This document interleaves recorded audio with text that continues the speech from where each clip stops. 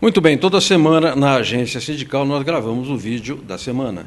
É uma peça entre 10 e 12 minutos que trata de assuntos diversos, não necessariamente o movimento sindical. Hoje eu vou falar com um amigo meu, jornalista, e que trabalhou em vários veículos, especialmente no Notícias Populares, que era um jornal muito popular que havia aqui em São Paulo, um jornal muito lido pelos trabalhadores, inclusive, porque havia coluna sindical muito boa. Para vocês terem uma ideia, até o Dom Evaristo Arnes, o cardeal de São Paulo, tinha uma coluna do jornal a respeito dos trabalhadores. Soldera, você trabalhou 6 anos no Notícias Populares. O que representa na tua vida aquele período? Foi uma verdadeira universidade para mim, né? Eu fiz a Casper Libero, mas o Notícias Populares foi a minha universidade no jornalismo, né? Agora, um ambiente de redação naquela época era uma coisa muito dinâmica, muito agitada, porque chegava o fotógrafo, ia revelar o filme, depois ia escolher as fotos, chegava o repórter com a pauta, passava para o editor, ia ver em que página que entrava, de que forma que a matéria ia ser editada, a manchete da página, a manchete do jornal. Como é que era esse ambiente, essa efervescência na redação? Era uma verdadeira loucura, né? Porque naquele tempo você não tinha, por exemplo, não tinha celular. Então você saía para a rua, você tinha que garantir a manchete, você tinha que ligar várias vezes de orelhão a cobrar, né? Ou arranjar algum telefone, porque não tinha como. Você tinha que dar um toque para garantir a manchete ou mudar a manchete. Isso você tinha que fazer rapidamente, porque o Notícias rodava antes da Folha de São Paulo e não podia atrasar nem um minuto. Agora, a pauta de um jornal como a Folha de São Paulo, por exemplo, ela é mais previsível, porque você tem lá Brasília, você tem decisões de ministério, você tem medidas governamentais, você tem uma agenda do grande empresariado, agenda internacional que pauta esse jornal mais assim, digamos, clássico. No caso da NP, como é que era a pauta? A pauta, às vezes, surgia na hora, né? A gente tinha um pessoal que fazia plantão de madrugada, então dava uma percorrida aí pelo que aconteceu nas delegacias, né, coisa e tal. E, de repente, você chegava de manhã, tinha uma coisa que aconteceu de madrugada e que você tinha que tocar para frente depois, né? Tinha os programas de rádio, na época, policiais, né? E que, às vezes, pegavam em loco a questão e a gente chegava depois e trabalhava isso. Agora, o Notícias Populares, ele se pautava só pelo noticiário policial, pela tragédia, digamos assim, ou a pauta era mais ampla? Não, erra quem imagina que o Notícias Populares era só o espreme e sai sangue. O Notícias Populares foi um jornal inovador em vários sentidos. Acho que o verdadeiro jornal nesse país, em termos populares, né? Ele começou a transformar, por exemplo, a economia numa coisa que chegava à população, aos trabalhadores, né? Foi o primeiro jornal a dar notícias sobre a poupança, né? E a comentar a política econômica de uma outra maneira. Nunca me esqueço de uma manchete, né, que foi às vésperas final de ano, às vésperas de Natal, e saiu lá, Papai Noel assassinado no pacotão do governo.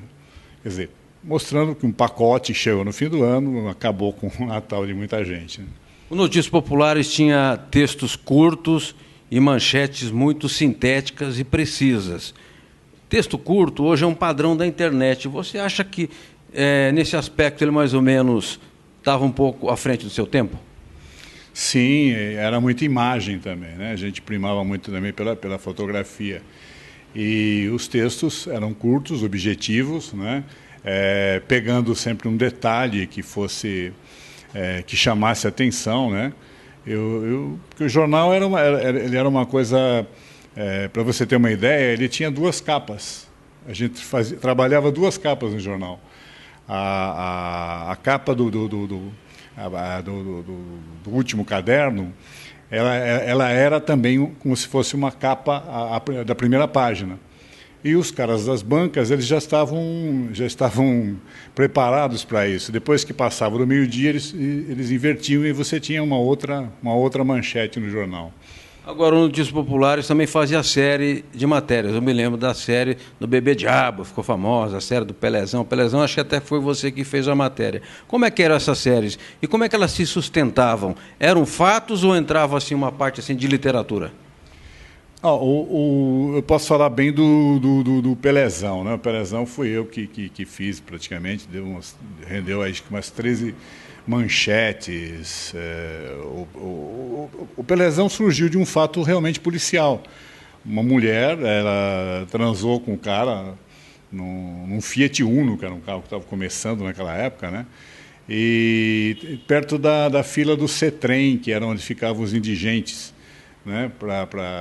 E o Pelezão, no caso, era um negro, né? Mas de São Manuel, e ele estava aqui em São Paulo e estava na rua.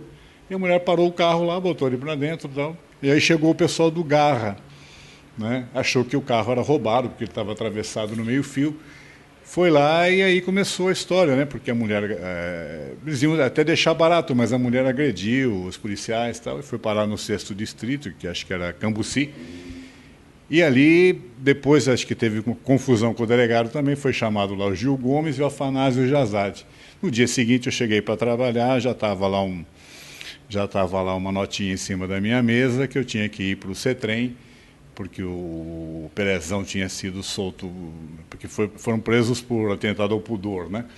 E tinha sido solto por fiança e que eu tinha que passar o dia inteiro na cola dele, né? Ele não chegou, a gente preparou outras manchetes, né, do tipo, entrevistamos aqui o primo do Pelezão, coisa e tal. Eu voltei para a redação, o fotógrafo ficou lá, mas daqui a pouco eu estou escrevendo a matéria e o cara, não, eu estou com ele aqui. Aí falei com ele por telefone e aí mudamos toda a manchete, né, que saiu, tinha uma linha fina, em cima, que era hiena do sexo, foi buscar a sua presa na fila do CETREM. Quer dizer, era muito criativo. Ô, Soldera, vamos pegar os tempos atuais, né? Atentado ao pudor já não seria um negócio tão atraente e chocante. Mas há atentados ao pudor político, à ética política, ao erário, né? Isso, nós sofremos atentados cotidianos. Você acha que o Notícias Populares cobriria, digamos, a bandalha política? E de que forma cobriria? Eu acho que o Notícias Populares ele ia se espalhar, né, nesse aspecto, né? Porque ele ia... a grande sacada da notícia eram as manchetes, né? As manchetes eram... Então, você imagine hoje quantas coisas seriam, né?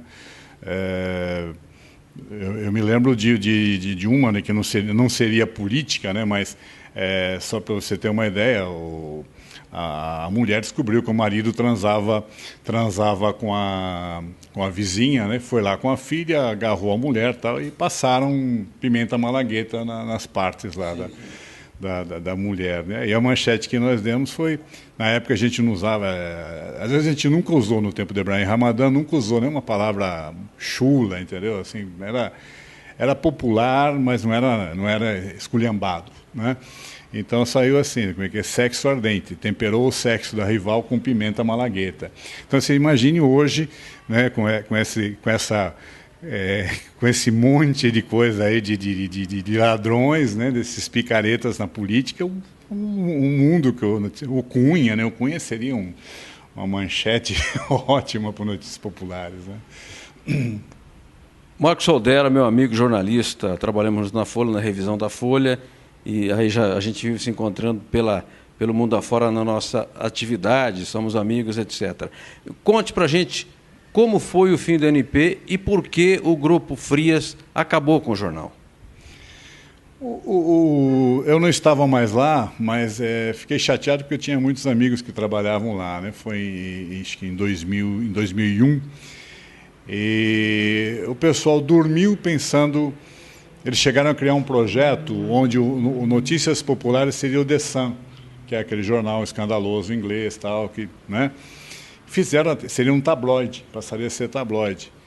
E o pessoal dormiu imaginando isso e acordou com o jornal encartado no Agora e dizendo que o Agora era o sucessor. Isso não existe, né?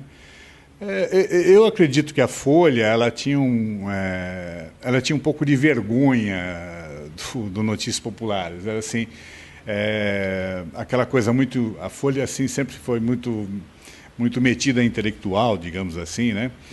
E, então eles não achavam que eles poderiam ter um jornal que fosse dessa linha, né? O que eu acho lamentável, né? Eles argumentaram à época que seria por conta do crescimento dos programas que são o Notícias Populares na TV. Você tem hoje, né, uma série de programas aí que com toda a vantagem de mostrar coisa ao vivo, com helicóptero, tudo, né? Só que o Notícias Populares não era só isso, né? Notícias Populares, como você falou aí, tinha colunas, por exemplo, do Dom Paulo Evaristo Arnes, o Lula escreveu lá, foi uma das primeiras colunas que ele teve em jornal, foi lá, porque abria-se espaço para todos os sindicatos, abria-se espaço para todas as religiões, certo? Então não se pode resumir o jornal a um espreme e sai sangue, não é, isso é um engano quem imagina isso. Era um jornal popular. E qual é o crime de existir um jornal popular? Um jornal que tem a cumplicidade do povo. Porque ele tinha cumplicidade. Existia uma relação de cumplicidade entre o leitor e o Notícias. E, só para você ter uma ideia, quando a gente tinha dificuldade em escolher uma determinada manchete ou uma foto, qualquer coisa assim, a gente chamava o contínuo da redação, ou alguém descia para a rua e a primeira pessoa que estivesse passando, você mostrava qual que é esse ou aquele, e as pessoas escolhiam. Ou seja, o senso comum editava o jornal. Sim, o senso comum editava o jornal. Era aquilo que se aproximava da população, entendeu? Não era aquela coisa feita para meia dúzia de pessoas lerem. Certo? O Notícias Populares ele era lido no caso das notícias de polícia, pelo bandido e pelo cidadão comum. E pelo delegado também. E a gente respeitava tudo isso aí. Uma última pergunta ao Soldera. Soldera, você está escrevendo um livro sobre Notícias Populares. Vai ser lançado quando? Eu pretendo lançar esse livro o quanto antes, aí, talvez até a metade do ano, máximo, né? E seria um livro onde eu vou contar algumas experiências minhas, né? Como, por exemplo, o primeiro cadáver, né? Que tem até numa entrevista que eu dei no interior uma vez, saiu a manchete: o primeiro cadáver a gente nunca esquece, né? Mas tem também uma parte que eu chamaria de literatice, né? Que eu e não só eu, mas outros repórteres, a gente se revezava na feitura do Histórias da Boca, que era uma coisa assim, tipo Nelson Rodrigues, né? Guardadas as muito devidas proporções, né? De talento, né? Mas que era bacana porque eram histórias, né? Que mostravam assim, coisas simples da população, né? E eu pesquei lá e achei algumas que até eu me surpreendi depois, né? E todas são recortes, né? E hoje em dia, com a tecnologia, você pode pegar e passar para o Word e tal. Então, eu vou reeditar isso daí e vou colocar isso aí nesse livro, que ainda não tem um título, mas seria mais ou menos assim, tipo Praga de Mãe, né? Histórias de sexo, traição e sangue. Muito bom, título muito bom. Vamos torcer para que o Soldera produza esse livro rapidamente, edite, publique, para a gente também repercutir aqui na agência sindical. Eu lia, deixa eu dizer, eu lia Notícias Populares toda noite, chegava na banca às 10 horas. Então eu pegava correndo na banca para saber se tinha saído notícia dos sindicatos que nós assessoramos aqui na agência sindical. E o Notícias Populares, para o movimento sindical, não houve jornal que desse tamanha cobertura.